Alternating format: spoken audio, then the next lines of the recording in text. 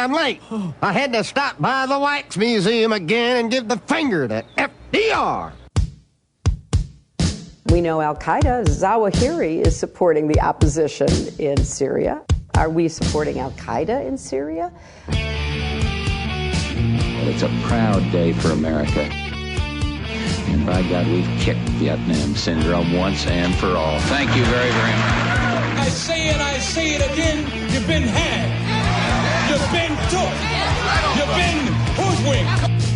These witnesses are trying to simply deny things that just about everybody else accepts as fact. He came, he saw, he died. Well, we ain't killing their army, but we killing them. We be on CNN like, say our name, Ben, say it 3 times. The meeting of the largest armies in the history of the world.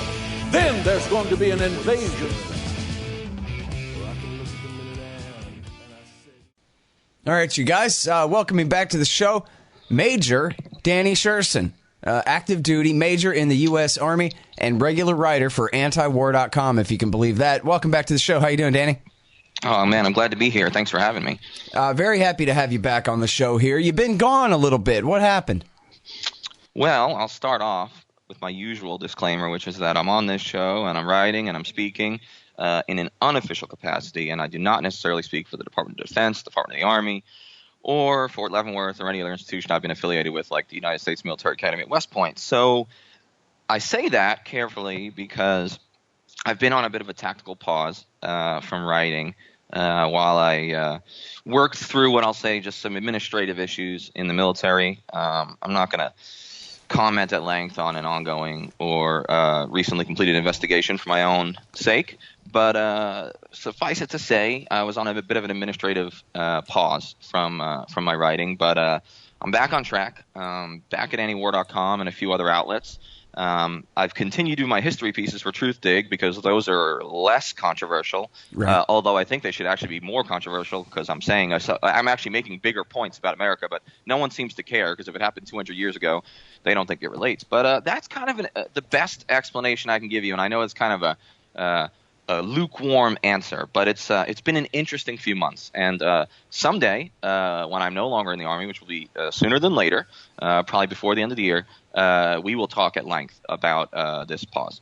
Great. Well, it makes sense for us to believe that you were maybe trying their patience and they weren't sure whether you were crossing their lines and about what you're allowed to say and what you're not allowed to say as an active duty Army officer. And so, and I think, it really depends greatly on just how much they don't like what you're saying.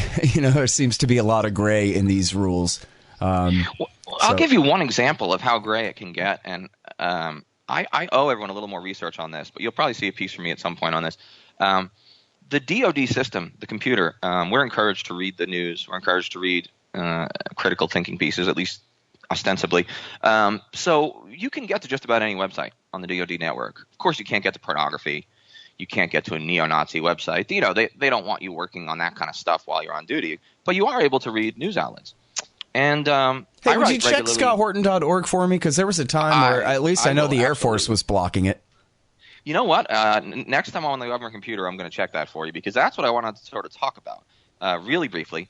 Is I write regularly for TomDispatch.com, and some of your listeners probably know Tom Dispatch, and it's a long-form sort of analytical site.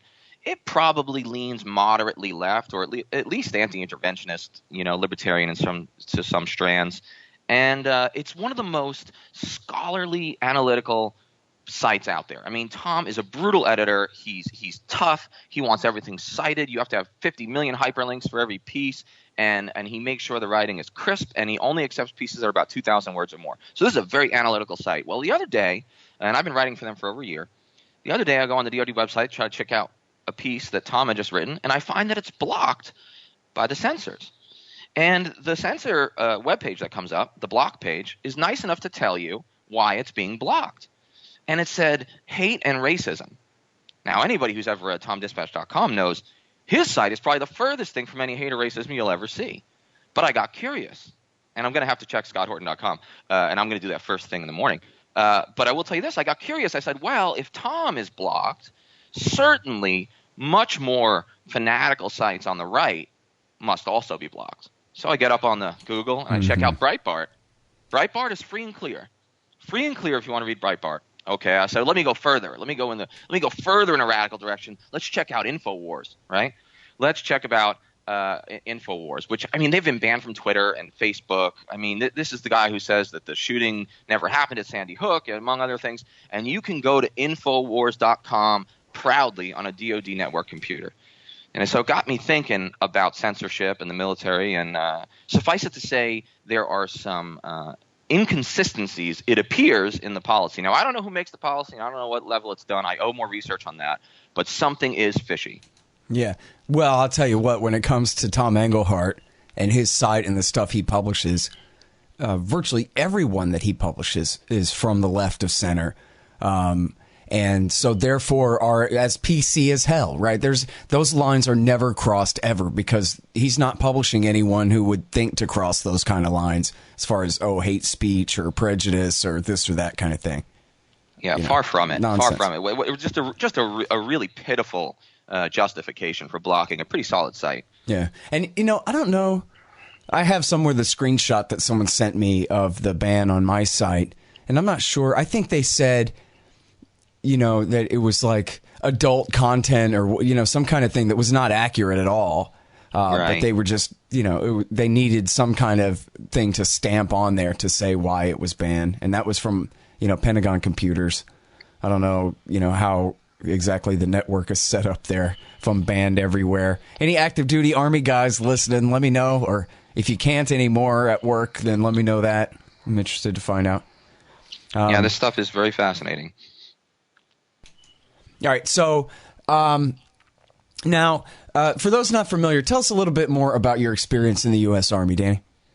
Yeah, so I've been doing this for coming up on 17 or 18 years, 18 years, I should say. I went to West Point in 2001, did my basic training up there, played the game for 4 years, graduated, still kind of a believer at that point, did a tour in Iraq as a platoon leader with with a scout unit, a cavalry unit, and then commanded a cavalry troop in Afghanistan. Some years later, I was part of both surges, quote unquote, the surge in Iraq, which I believe was a failure, and the surge in Afghanistan, which I believe was a failure. And if you need evidence, just look at how those places are doing now.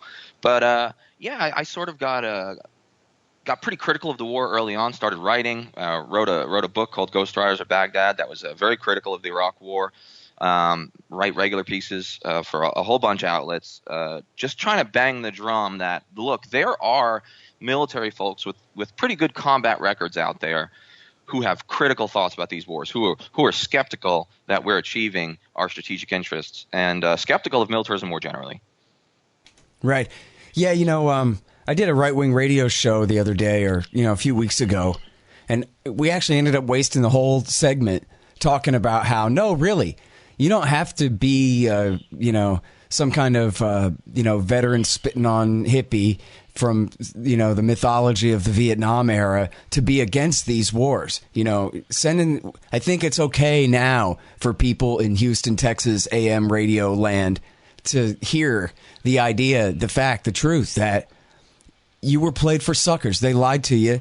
They launched a bunch of wars that they did not have to wage at all. They weren't defending America like in the claims. They weren't really fighting for freedom like you were told to believe. And that, for God's sake, at least in 2018, you have to recognize if we haven't won any of these wars yet, then at least now, if not in 2003, at least now it's, must be time for the non-policy makers in America, just the regular adults of America, to have these conversations and figure out just what it is exactly that we're doing over there, allowing our government to continue doing over there. And it's funny because what I should have just said was, look, plenty of Army officers and enlisted men already agree with me. They talk about this among themselves all day, and that should have just been the end of that. But it does still feel like it's this kind of forbidden, taboo type subject, depending on, who your audience is. And I think, the host of the show, he really wanted me to disclaim to the nth degree about just who it is I'm against here and who it is I'm not trying to criticize, Right. And I guess that's something you don't have to deal with too bad since you are a currently serving Army officer, but That does come up, doesn't it, all the time? Well, who are you to criticize? And you're going, well, I fought in both surges. That's who I am, you know? Yeah, it's funny. I mean, even don't get me wrong, I can wear my service credentials, and they help me to a certain extent with credibility. But I still get threats. I mean, over social media, people find my email. Even as a serving officer, I mean, there are some people who really, really, really don't want my voice out there. That's true, and I don't totally understand it. But there is some substratum of the population that sees it as threatening for an active duty officer of middling rank to speak out against the wars. And I always disclaim myself. I always say that I don't speak for the DoD. I always say that I have nothing but love for my troops. And in some ways, I've had a really great experience in the Army. But in other ways, I have to speak frankly. And I think that since I take an oath to the Constitution rather than to any individual president, and we've been at war with 3 straight presidents now, so I'm not even going to bother parsing out which is better or worse. Fact of the matter is we've been at war through 3 presidential administrations, each of which was at least 4 years. The first 2 were 8 years. And my oath is to the Constitution, and therefore my duty is to speak and to think critically.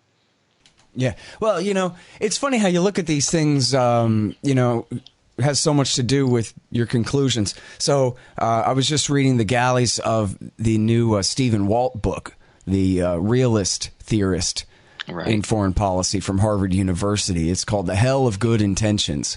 I think it should be called The Hell with Good Intentions. But anyway, The Hell of Good Intentions. And, the way that he phrases all this is just a disagreement among gentlemen as to the best grand strategy for American foreign policy. And, the liberal interventionists and the neoconservatives, why they really think that we can shove liberal democracy down the throats of any country that they invade and decide to social engineer, and that only then can they participate, these countries, in the liberal world order that we've created, this and that. Whereas he says, no, I think we could accomplish much more for our own interest if we would have a strategy of offshore balancing, where we just make sure that no single power comes to dominate the most important regions of the planet. But otherwise, we can just stay on our ships offshore and not worry too much about it. And, so there's a few different things there, of course, as far as the innocence of the people who are bad on this stuff. I think that there's a responsibility there that he kind of lets them get away with just having bad ideas rather than really doing the wrong thing. But on the other hand, it really goes to show that, you mean, never mind Ron Paul and complete non-interventionism, we could have had offshore balancing this whole time. We didn't have to have a war on terrorism, even if you accept the premises of American global hegemony. It still doesn't mean that we needed to have a war in Iraq at all, a war in Afghanistan at all, and a permanent occupation in Afghanistan to keep Russia or China out or whatever. Nah, we don't need any of that. That's not one of our vital interests, Central Asia. What does Brzezinski know? And so, in other words, everybody who got killed in the terror wars so far was wasted. All those innocent civilians and all those American GIs who went marching into Iraq, marching into Afghanistan, being told that this is enduring freedom, and that this is protecting America, protecting their families back home from the terrorists who would come and get them. Nope, actually, sorry. There was a bad grand strategy dreamt up by a bunch of eggheads who don't know what they're talking about. And because here comes another egghead who says, no, it could have been like this instead of like that. Again, not principled non-interventionism, but just a much more careful way of going about dominating the planet. That's all. You talk about these lives that have been lost, and it's really difficult for me to say that they're wasted, but I will tell you one thing, and that is I knew it was time to speak up. I knew it was time to think and write and speak about these things when I could no longer feel comfortable looking a mother or a wife in the eye and explaining exactly what her son or her husband had died for. And I've done that too many times. Some people have done it more than me, but I've done it enough for a lifetime. And the minute that stops being an easy answer, the minute that you don't have a justification that you can look a mother in the eye and believe as you tell her, then it's time to start questioning these things. And you mentioned that even if you accept the premises, let's both accept the premise that the war on terror in some form needed to be fought, that Islamic fascism or whatever they call it, Islamism, whatever the right wants to call it, or the neocons, I should say, want to call it. If you accept the premise that it's a real threat, which I don't, but if you accept that premise, and we'll accept it for a moment, Walt is right. there were other options, and we're often led to believe the only option was outright invasion of these countries, was outright hostile interventions and occupations. We are led to believe that we had no other choice. When I talk to people, I'm often asked, well, what should we have done? We had to do something. But the question is anything we've done productive? And if it's not, and if it's counterproductive, it's time to back up. It's time to rewind the tape to 2001 and 2003 and ask what the other possibilities were, because it's 18 years in now. We're coming up on our 18th year. Kids who were not born on 9/11 are going to patrol Afghanistan next year. We have to come to terms with that fact and how damaging that is to the republic. Yeah. Well, and I hate to say this too, but I know it's true.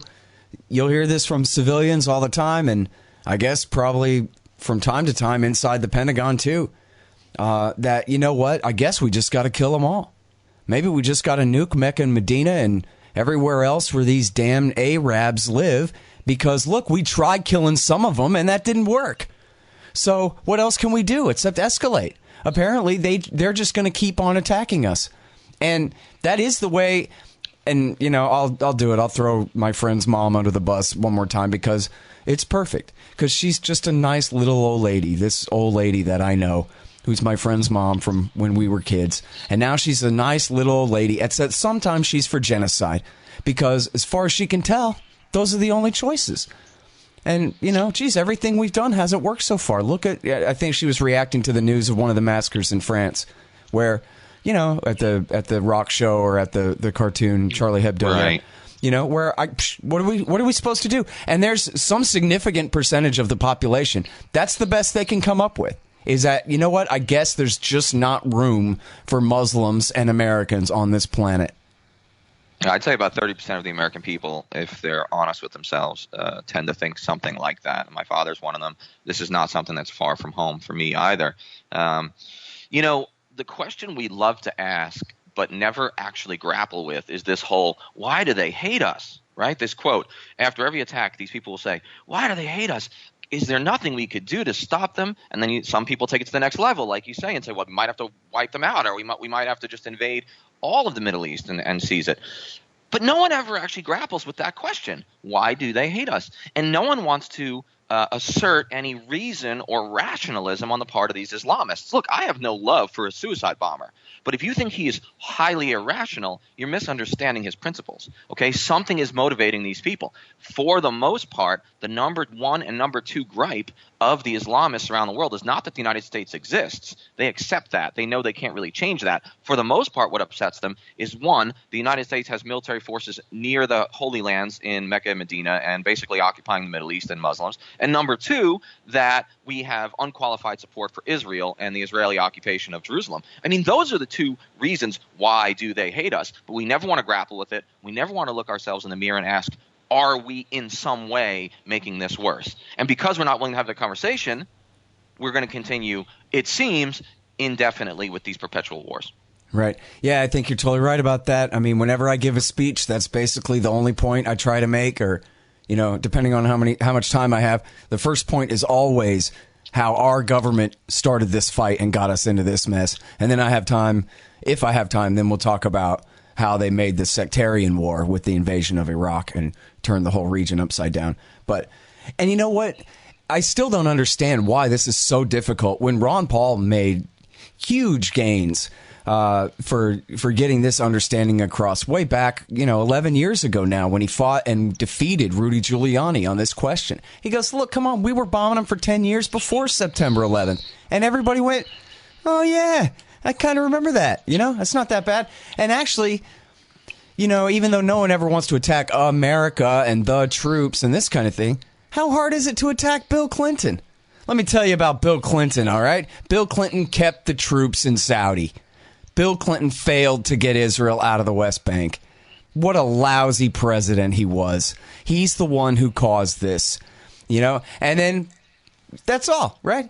Just like, Donald Trump right now could come in and blame all the crises in Somalia, Libya, Iraq, and the Levant, and Afghanistan and everything on his predecessors. It's true. So you don't have to blame America. Just blame the politician that whoever you're talking to likes least. Blame the Bushes. Blame the Clintons. It is their fault. It really is. I mean, I said 3 administrations, but I mean, if I was being honest, I could have taken this back to at least the Carter administration. When of course, yeah. When the Carter Doctrine is promulgated that says the United States will fight and die. The United States will send troops to fight and die to secure Persian Gulf oil. That's what the dove Jimmy Carter said in 1979. So, I mean, now we're looking at how many administrations. We're looking at 7 administrations that have been waging some version of these terror wars or these wars for the greater Middle East, as Andy Basovich calls it, my really esteemed colleague. And it's true. There's enough hypocrisy on both sides to go around. And I'll give you one example of this. And I'm writing a piece next week for Antiwar that's still in the works about Russia and about Trump's policy towards Russia and sort of how the left has gone mad and doesn't understand what he's trying to do. And my point is that, you know, we should want to be in a degree of peaceful, you know, coexistence with these other forces. And if another person was making peace with Russia on the left, let's say Barack Obama was attempting this summit in Helsinki, what would the mainstream left say? He's a great statesman. He deserves a Nobel Peace Prize. But no, the left says Trump's a traitor and he's committing treason. When Trump does it, the right, which would have killed Obama for this, which would have called Obama a traitor, says, well, no, Trump's doing the right thing. And so everyone is just playing for their team. It's the red team and the blue team. And so you're right. We can look at Bill Clinton and say it's his fault, and I can make a cogent argument that it is. But if I'm a Democrat, I could point to George W. Bush or George H.W. Bush and say, no, it's their fault. So everybody points a finger in both directions, and nobody sees that 7 consecutive administrations, both, you know, half blue and half red, have sort of gotten us into this mess. And I'm not certain that the two-party system is built to take us out of it. And if that's true, we have to relook at the whole structure of our politics. All right, you guys, here's how to support the show. First of all, subscribe to the RSS feeds, iTunes, Stitcher, and all of that. All the feeds are available at scotthorton.org and also at libertarianinstitute.org. You can also follow me on youtube.com/Scott Horton Show. And sign up for Patreon. If you do, anybody who signs up for $1 per interview gets 2 free books from Listen and Think Audio. And also, you'll get keys to the new Reddit page, reddit.com/Scott Horton Show. And then if you go to scotthorton.org/donate, $20 will get you the audiobook of Fool's Errand, Time to End the War in Afghanistan. $50 will get you a signed copy of the paperback there. And a $100 donation will get you either a QR code, commodity disc, or a lifetime subscription to Listen and Think Libertarian audiobooks. That's all at scotthorton.org/donate. And also anybody donating $5 or more per month there. If you already are, or if you sign up now, you'll get keys to that new Reddit group as well. Already got about 50 people in there, and it's turning out pretty good.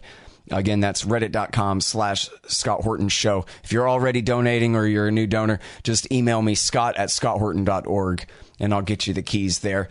And hey, do me a favor, give me a good review on iTunes or Stitcher, or if you liked the book, on Amazon.com, and the audiobook is also on iTunes, and sure would appreciate that. And listen, if you want to submit articles to the Libertarian Institute, please do, and they don't have to be about foreign policy. My email address is scott@scotthorton.org. Right. Yeah, I mean, of course, the best example of this going on right now is in Yemen, where Obama started this war and Trump's doubled it, or, you know, added on to it anyway.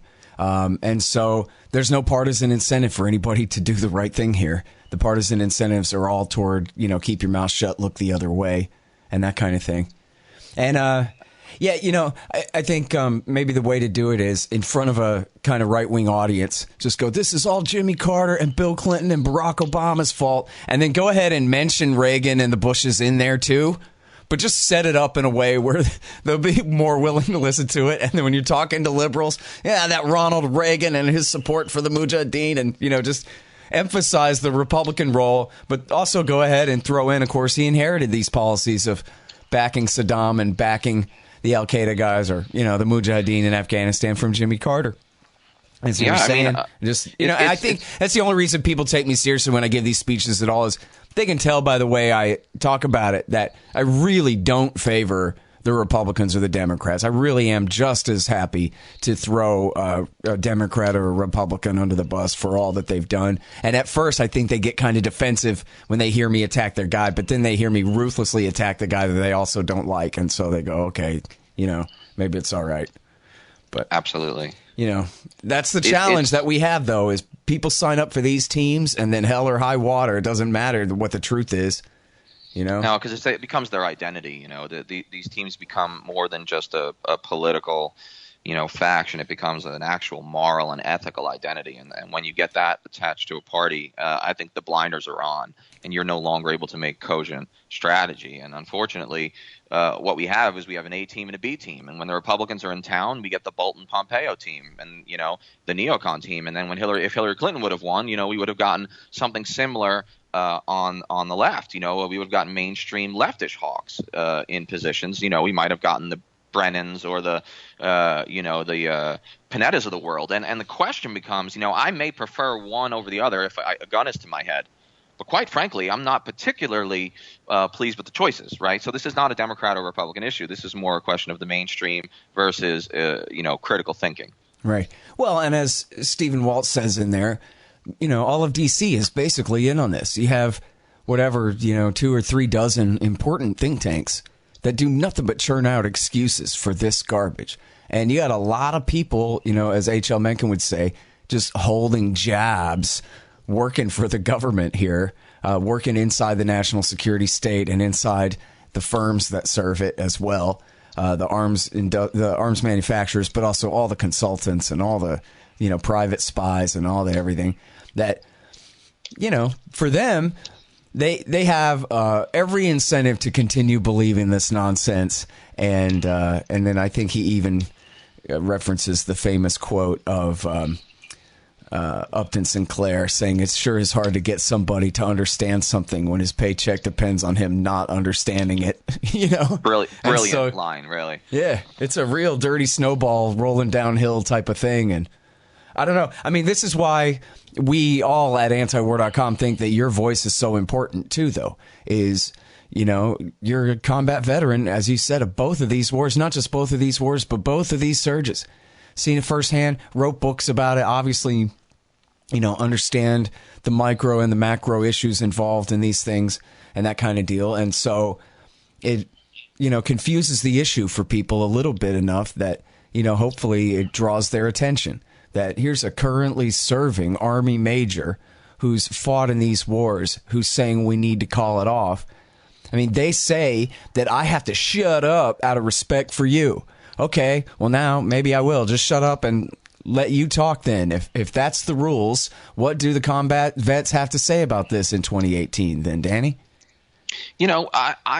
I refuse to be put in a box. I refuse for veterans to be used as a political tool by either side. I'm so sick of hearing that lack of support for the strategy is lack of support for the troops. I say, if you want to support veterans, make less of us, okay? Make decisions that create less veterans. Make decisions that create less disabled veterans waiting at the Topeka VA with me, okay? If you support the troops, think critically. Even if you disagree with me, think critically. Show me that you're engaged in these wars, that you have some skin in the game, and do not make us a tool or a puppet, whether it's for the NFL or for the war or for a political campaign. It's out of control, it's inappropriate, and it's disrespectful to military members. We are not a monolith. We are a diverse bunch. Some of us are critical thinkers. We do not all agree. We are not all Republican. We are not all Democrat. We are a variety of things. And please, please support us. Create less of us. Yeah, there you go. Good deal. All right, well, now listen, so let me ask you about some of these lesser commented upon wars that you do mention in your recent piece. I think I forgot to name it. It's Dying for What? A Tour of Fruitless American Killing and Sacrifice. And I was wondering if you could talk a little bit about the war in Somalia. So I think, you mentioned it here, and I don't know how much you know about it, really, so I'm sorry to put you on the spot, but it seems it's one of those where it's just unfair how little attention is paid, considering how much violence is being wrought on these people by our government here. Well, the United States has been engaged militarily in one form or another in Somalia pretty much consistently since 1992 at the very end of the Bush administration, when he landed Marines on a beach to begin a humanitarian operation, or ostensibly one. We fought militias in Somalia in 1993. Of course, there was the famous Black Hawk Down incident. And then in 2001, Somalia, like many countries in the greater Middle East and North Africa, got sort of roped into this war on terror narrative. So before 2001, Somalia was seen as like a militia fiefdom, okay, something that was mainly humanitarian concern, only had limited connections to terrorism. But see, after 2001, places like Somalia that happen to be Muslim and happen to have some minor Islamist element were easy to rope under the title of war on terror. Okay, so if you could conduct military operations in places like Somalia under the pretense that this is part of the war on terror. So the main threat currently, we are told, in Somalia is a group called Al-Shabaab. Al-Shabaab is like the third iteration of Islamists who want to basically bring Sharia law and stability and lack of corruption to a Somali government that has been fractured since at least 1991. Okay, so in 2001, Al-Shabaab does not exist. Okay, Al-Shabaab does not exist. It presents no threat to the United States. It is not on the radar of us, and the United States is not on their radar, okay, because they don't exist. After we back an Ethiopian invasion in 2007 and 8 to stamp out the first iteration of Islamists, they were called the Islamic Courts Union, I believe, Al-Shabaab sort of grows out of this like a phoenix out of this first group.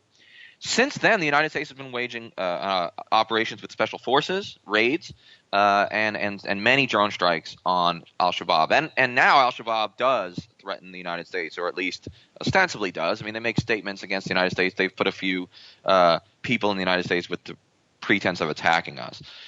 But overall, Somalia is not an existential threat. Al-Shabaab is not an existential threat to the United States, in my opinion. And yet it's just one more theater where American soldiers kill and die under the umbrella of the war on terror. And what I want to know is, what is the legal justification for an American soldier to die or kill in Somalia? There's no war resolution that specifically names Somalia. There's no declaration of war. We haven't done that since 1942. And if we rope all of these wars under the guise of the war on terror, I'm concerned about what that does to the people on the ground. How does an average Somali view the United States in 2018 versus how did an average Somali feel about the United States in, say, 1991? And I can guarantee you that people had a more positive view of the United States, were more likely to admire the United States before our military intervention than after. If that's true, we have to ask the uncomfortable and inconvenient question of whether American military operations are in fact counterproductive in a place like Somalia. Right. Well, especially when that's supposed to be the definition of victory, is that we're here to protect the people of Somalia from themselves. And what are you saying? They don't agree? They don't feel safer now? Well, the polling data is difficult in a place like Somalia, but what we do know is that support for Islamist groups, support for anti-American groups, support for anti-Western groups, and piracy, quite frankly, in some cases, has skyrocketed. Now, causation is not necessarily correlation, okay, or correlation is not necessarily causation, but we have to think about this for a second.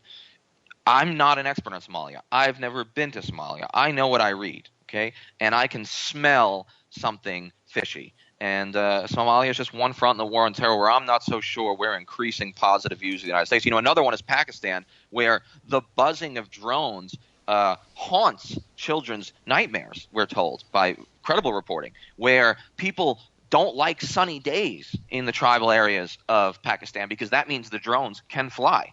And people are terrified of it. And polling data there also shows that views of America are actually decreasing rather than increasing in these very areas where we're supposedly trying to do hearts and minds counterinsurgency and winning over the support of the population. It's unclear that most fronts in our war on terror are actually achieving that. Yeah. Well, and that's the whole thing, right? Is in the counterinsurgency strategy, which you fought through both surges on the ground in Iraq War II and in Afghanistan. And in neither case was the counterinsurgency doctrine of Petraeus and all these guys, based on the French strategy for losing Algeria or wherever they come up with this garbage. It didn't work there. Why in the world would we believe that it would work in Somalia? That Somalis would prefer a bunch of Americans coming and bringing violence to whatever problems they have among themselves. And, of course, as you're saying, caused by the American overthrow of the Islamic Courts Union in the first place.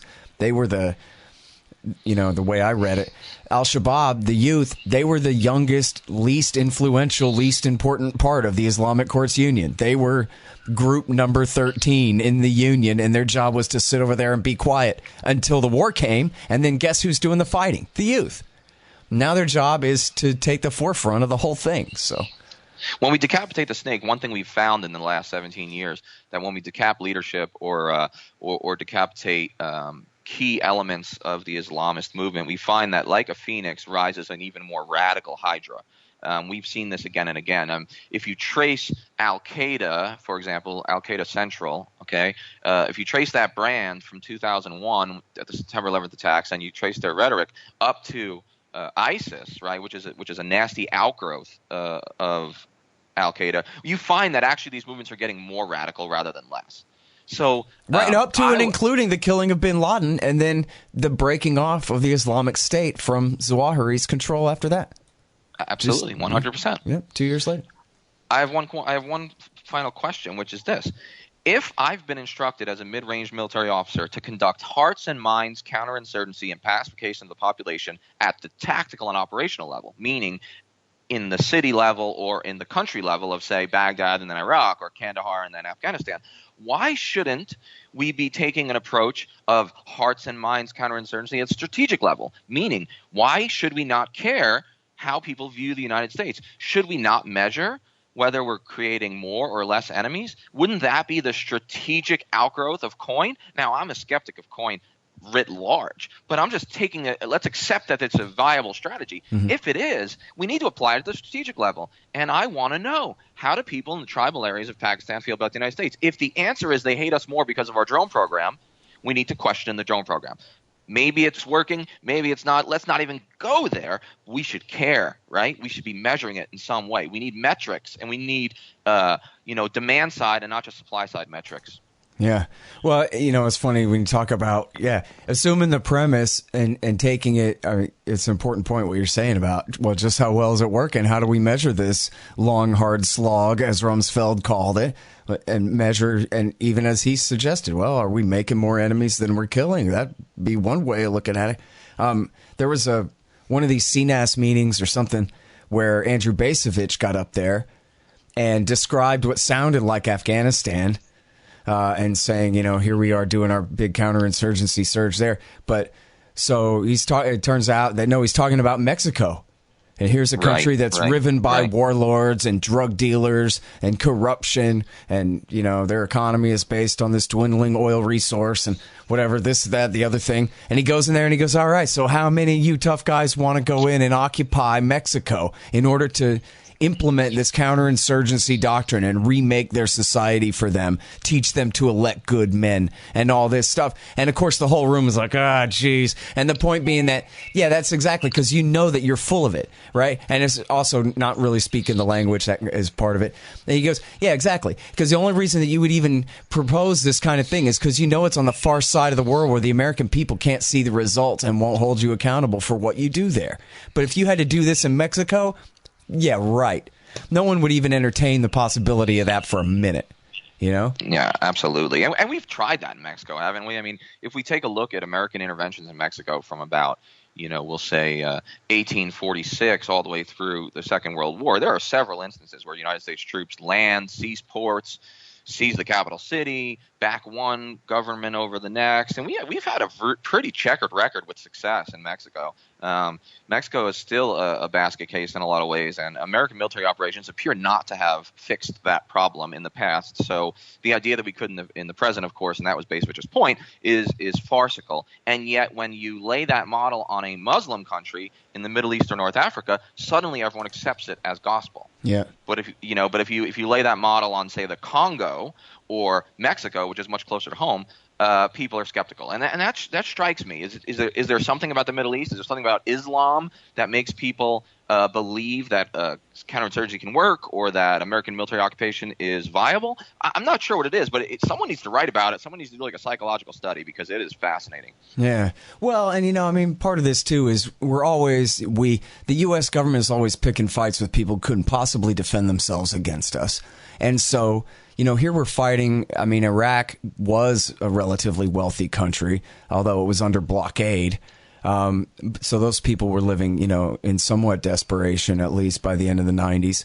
But then Afghanistan, Yemen, Somalia, these are the most poverty-stricken places on earth. These are the last places that never really had the ability for markets to take hold and increase people's wealth to any reasonable degree. They've been living the same way they've been living for a long time. And a lot of that is because of imperialism and intervention by other powers, et cetera, all this time. But the point being that when we're at war in Somalia, when our war is resulting in the rise of a group like al-Shabaab, or when we're at war in Yemen fighting two wars for and against al-Qaeda there, when we're helping to tear apart Iraq and Syria in this way, that people starve to death.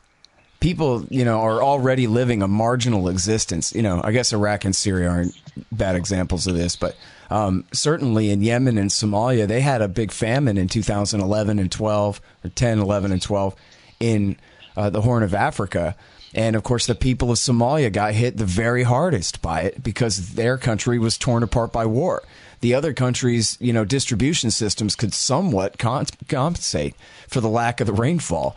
But in Somalia, they were already absolutely living on the margin. And the FuseNet said that 250,000 people died. Of course, most of them children under 5 years old. And you could put all of that at the feet of George W. Bush and then Barack Obama, who came in inheriting the same policy and carrying it on. Somalia was already at the bottom of the development barrel, water shortages, food shortages, and so is Yemen. Yemen's a great example of that as well. This is a country that already cannot supply itself with food and water, is already more affected by desertification and drought than almost anywhere in the world. And then the idea that military strike, specifically like a Saudi-led bombing campaign and isolation campaign, is going to cause anything but a humanitarian disaster is just absolutely obtuse. It totally omits context, and yet most Americans don't know much about the economic situation in places, or the agricultural situation in a place like Somalia or Yemen. So, they are surprised when they hear that there's a famine or a cholera outbreak, and we shouldn't be surprised. And also, here's one thing about Yemen. I know I'm kind of going off, but here's how you know you're screwing up. When two different sides of a conflict that hate each other more than anything in the world share one thing in common, and that's hatred of America, you're doing something wrong. What I mean is Al-Qaeda in the Arabian Peninsula, which is one of the more powerful Al-Qaeda brands these days, which is mostly in southern and eastern Yemen, they hate America. But their main enemy on the ground is the Houthis, right? The Zaidi Shia who control the north and west side of Yemen, and the ones that are under bombardment by the Saudis. But you know what? The Houthis have a chant. They have an official chant that they do. And I don't know the whole thing, but it's it ends with death to America, death to Israel. And it's these two sides literally hate each other, massacre each other. One is Sunni Al-Qaeda, one is Zaidi Shia Houthi. They agree on only one thing, and that's that death to America. The Scott Horton Show is brought to you by books, particularly Kesslin Runs, a new dystopian novel about the very near future by the great Charles Featherstone. Kesslin Runs. Also, No Dev, No Ops, No IT by Hussein Badakhshani. and the War State by Mike Swanson about the rise of the military-industrial complex in America after World War II. He also gives great investment advice at wallstreetwindow.com. And when you follow his advice, you'll want to get some precious metals, gold and silver and etc. from Roberts & Roberts Brokerage Inc. That's at rrbi.co. rrbi.co. Also, check out Zencash at zencash.com or zensystem.io. It's a great digital currency, but it's also a messaging app and a document transfer app and all kinds of great stuff, too. Learn all about it at zencash.com. And then there's Tom Wood's Liberty Classroom. If you sign up from the link on my page at scotthorton.org, I'll get a little bit of a kickback there. And check this out. Speaking of scotthorton.org, if you'd like expanddesigns.com to build you a new 2018 model website, go to expanddesigns.com/Scott and you'll save $500. Also, don't forget thebumpersticker.com. Stickers for your band or your business at very reasonable prices. High quality stuff there. It used to be my company back when. Thebumpersticker.com. And we back both sides. What are we doing to cause that? We back both sides against each other. At one time or another, that we have certainly backed many different entities in the Yemeni civil war. And that's what it is. It's a civil war. Civil wars tend not to end well when there's external intervention. Case in point, Syria. Yeah. Well, I'll tell you that much. Well, and so let me ask you this, Danny.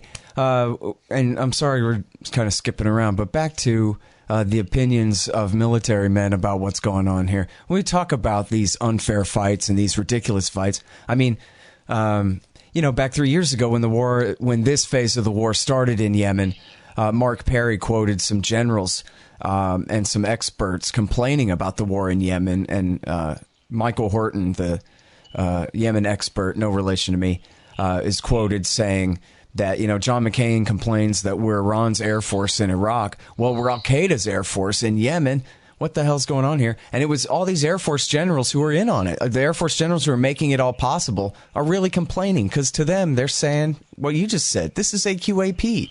And we're targeting their enemies. We're helping fight a war against. And, of course, they're part of the shock troops on the ground serving the Saudi, UAE, USA coalition there. And so I wonder, and for that matter, picking on the Pashtuns in Afghanistan or fighting any of these wars, it seems like after all this time, you must even have 2- and 3-star generals who really are sick of this and don't want to do this anymore, right? We're gonna just keep on picking on the Somalis, for Christ's sake, and for how long? Forever? I mean, don't some of them agree with you, do you think? I can tell you with near certainty that some of them do agree with many of the points we're making. What I can't say is whether we're going to hear any of these generals dissent publicly. My guess is we will not. It's not a good move career-wise. It is extraordinary the extent to which the military has dutifully executed its orders with marginal dissent. Even guys who get out, like, say, John Allen, who went and spoke for Hillary Clinton, right, like in his crazy speech at the Democratic National Convention that sounded more hawkish than anything on the right. Even a guy like that who you would say, oh, wow, he's retired now. He's going to be a skeptic of this whole military operation in the Middle East over the last 17 years. He's not. I mean, he's a hawk. He's up there screaming about how we're going to kill ISIS and we're going to bury their bodies and all. I mean, the point is there are generals out there, I have to believe, who tend to agree with us. There are very few willing to speak out. And also, very few of the types of people who speak out ever rise to the level of general in the first place. Yeah. So we're further decreasing the likelihood of a critical thinking general. Yeah. So what you have oftentimes is a lot of dutiful workers, dutiful middle managers that are very great at making the machine run, but not so great at making the machine achieve what it's supposed to achieve. Does that make sense? Yeah. Well, yeah, and especially the part about how do you think you get to be a general in the first place? It's not by having a lot of moral courage to stand up to your superiors on the way up the ladder. I get that. But maybe this should be the campaign then where, especially, mid-level officers like yourself and others calling out the generals, and retired and active duty, to dissent against the ongoing war that, because after all, they are the ones literally who are sending 19-year-olds to get their legs blown off and maybe their entire life lost, and to kill people who dare to resist them in their own countries, on their own land. And so if they're asking that kind of physical courage from, the soldiers out there, these young kids who, ought to be working and taking care of their families at, in their home counties where they're from, and have them doing this instead, then they ought to have the courage to go ahead and risk their pension. They'll be able to get a good job on the board of something. If they're a 2 or 3-star general, they'll be all right one way or the other. They're not going to have the courage to call an end to this. It seems, pretty weak on their part, and maybe it could be framed that way. That this is really a betrayal of these young men, and these old men know better, and they're going to keep doing it. They get up in the morning and keep sending these guys. I mean, Afghanistan, look at Afghanistan. They're sending, you just said, kids who were not even born on September 11th are going to be arriving on patrol and getting killed over there, killing people and getting killed over there here starting next year.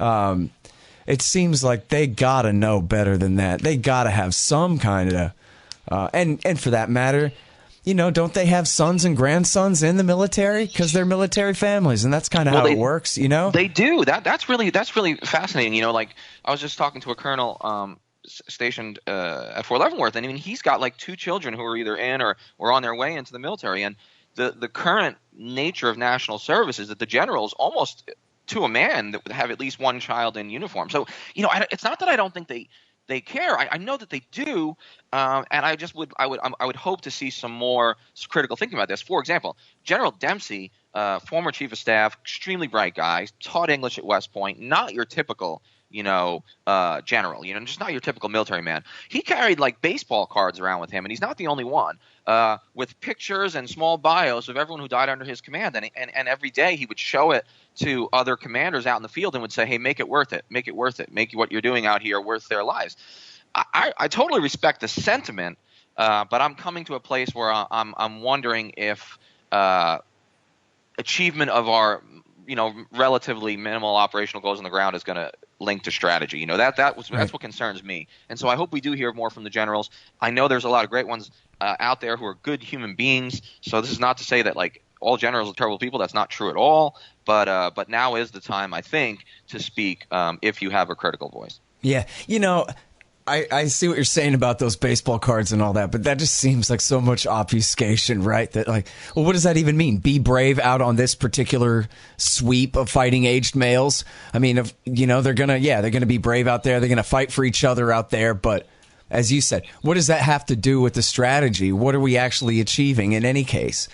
And that question just gets put aside basically. And this is what C.J. Chivers wrote in his he's got a new book out about the wars in general, I guess, and they published an excerpt about Afghanistan there in the New York Times, and he says, look, there's nothing left for these guys to fight for but each other. And what's funny is, that's what we've been saying for a long time. Welcome to the party. New York Times is finally going to go ahead and admit that this whole thing has been for nothing. Like I said, the day that I could no longer look a mother in the eye and explain why her son died, and at least in a way that I felt comfortable with, that's when I knew that all we were fighting for was the patch of dirt we stood on and the man next to us. And there's something viscerally powerful about that, but I want more.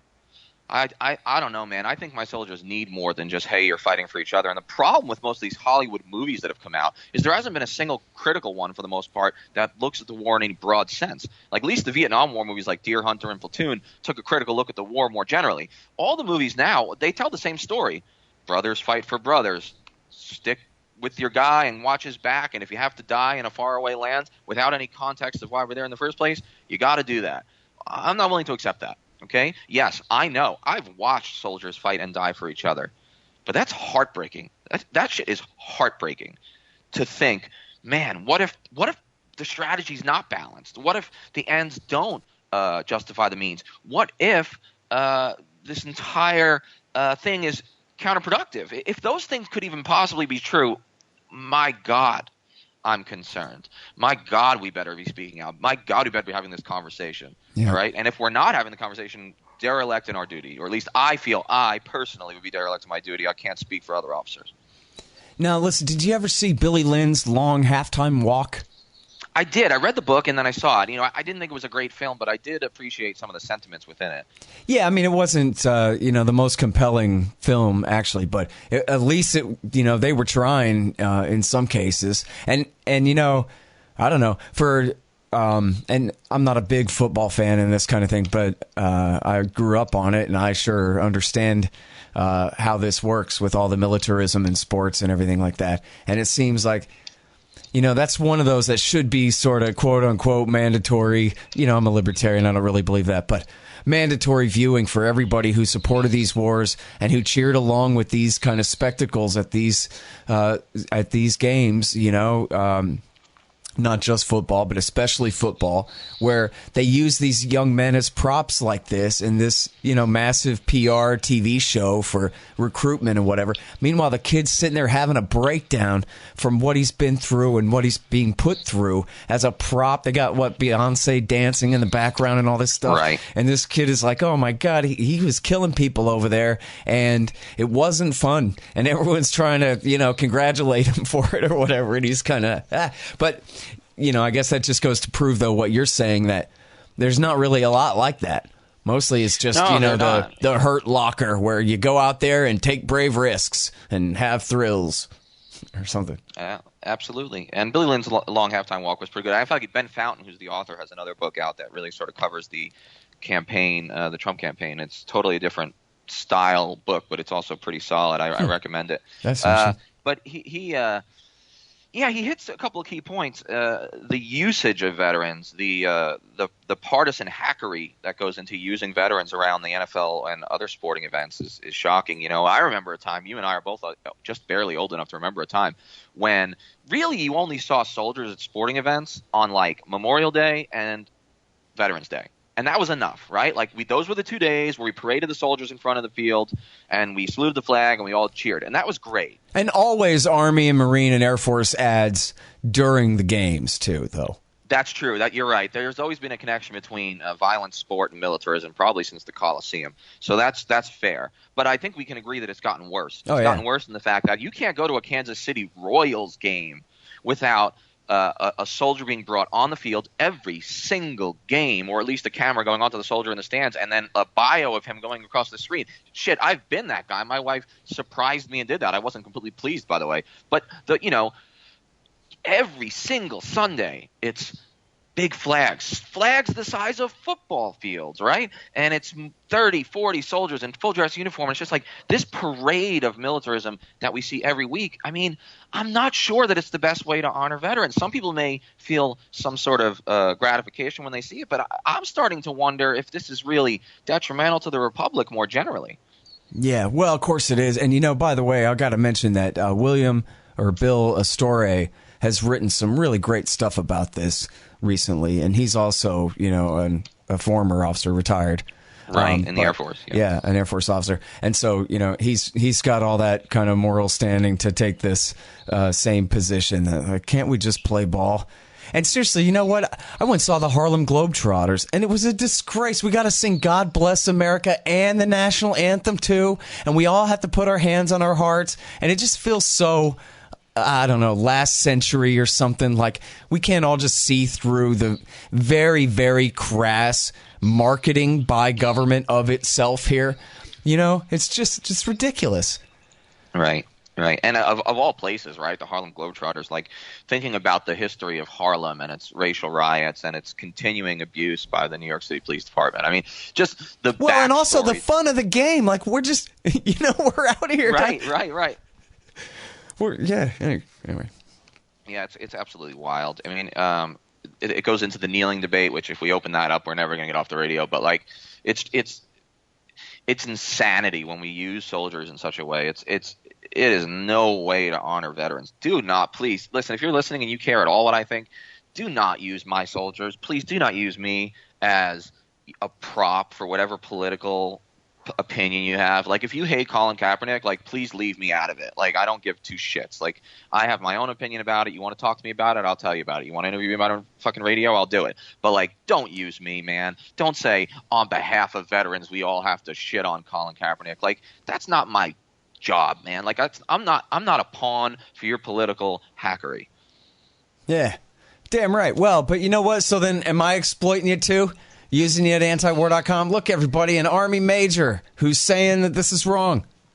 It's funny you would say that, because I think some people who disagree with me would say that. Some people who disagree with my points would argue that I'm just a disgruntled major, disgruntled mid-level officer, and that's all I am. I'm not some sort of hero. I haven't had some sort of great career. I've had an average career for a soldier who fought 17 years in the War on Terror. That's all I am. But yeah, some people might say that, but the difference is that we're discussing things in a critical light. We're talking about articles that are written. We're talking about things that I have some expertise on, and you didn't pull me onto your show, okay? We met through my academic exercises and through common ideas. And so I think that there is room for veteran voices, but I'd say let the veterans themselves speak. Don't speak for the veterans. I think that's the key difference. Yeah. Well, and of course, that's how I am, because I'm not a veteran, so I would never, try to speak for them. From time to time, I'll say, hey, listen, if I got to satisfy somebody's prejudice or curiosity or whatever, that, like, look, Colonel McGregor endorsed my book. So, and it's a hardcore anti-war book with no apologies. So there's a reason for that. You know what I mean? That, like, if the only opinions that matter are military men, well, I got military men. I got, one guy who was a veteran of the Korengal Valley campaign who wrote, the very, to me, the most impressive review, most thoughtful review of my book. And he stands behind what I wrote in there, and that means a lot to me. And, I guess I shouldn't have to disclaim, but in some circumstances it helps to say, like, hey, you know what? This is not, I didn't write this with Jane Fonda. You know what I mean? This is something that is worth taking seriously from people who, might need their mind changed rather than just affirmed. And, I don't know. Yeah, I've said a few times, man, I've said this to you, and I'll say it again, that I actually think sometimes non-military voices have as much or more credibility as military voices. And the reason for that is, man, I study pretty broadly just like you do. But if you would have asked me in 2007 when I was down in the trenches of Baghdad, man, I didn't necessarily have a very wide view of the war, because I was seeing the war at 10,000 feet through a straw. I knew everything about Salman Pak and the Rusafa district of East Baghdad, but I'm not so sure that I was the best voice to analyze American policy in the war. I became that voice through self-study and couple hundred books, all right? And when I marry that with my military experience, I think that's where the value comes in. But, don't let anybody tell you that because you're not a veteran, you can't speak out about this. A lot of times veterans, we have a very narrow view. And if we don't choose to educate ourselves, it's very easy to get caught up in the trenches, man. Yeah. Well, and I know from just doing this show the whole time that, the whole terror war long, that if I had not had access to Juan Cole and Robert Dreyfus and Gareth Porter and Patrick Coburn and so forth at the times that I did, then yeah, I mean, who was to make hide or hair of it? You know what I mean? You really needed some people who had some real experience. And then for me, I'm just lucky because I'm interviewing people all the time. So I get to ask all these follow-up questions and learn all this stuff about it and then keep doing it over and over again this whole time through. So that's my advantage, looking at it from here. And then, but, the opposite of that is people who don't know that they need to be finding Bob Dreyfus wherever he's writing, during Iraq War II, I'm talking about. Right. That people who don't know that, they don't get to learn the stuff that he wrote. And man, if you weren't reading him, then what did you know about Abdulaziz al-Hakim and the Skiri and why it mattered? And he knew all about it. And he was, I don't know who else did too, but I know that from what I learned from him at that time mattered that much in my understanding of the whole war, where, I'm sure you probably never got very good briefings on the Skiri and what it was all about, Right. Anyway, yeah, I mean, absolutely. All right, well, listen, man, I'm sorry I kept you so long, but I like talking with you. No worries, I was glad to do it. It was a great conversation, man. We need to have it. Let's do it again. Yep, welcome back to the site, and happy to have you writing again, and happy to have you back on the show. Really appreciate it, Danny. Thanks, brother. I'll talk to you soon. All right, you guys, that's Major Danny Sjursen. He's writing again at antiwar.com. Dying for What? A tour of fruitless American killing and sacrifice. And he also has, as he mentioned there, this great series at truthdig.com truthdig.com, which is all about, or is it .org? Either way, truthdig. A great series, 15, 16 parts now on American history. Some revisionist early American history of the Revolutionary War, and right now up through the war against Mexico and the seizing of the southwestern part of what's currently the United States. All right, y'all. Thanks. Find me at libertarianinstitute.org, at scotthorton.org, antiwar.com, and reddit.com/Scott Horton Show. Oh, yeah, and read my book, Fool's Errand, Time to End the War in Afghanistan, at foolserrand.us.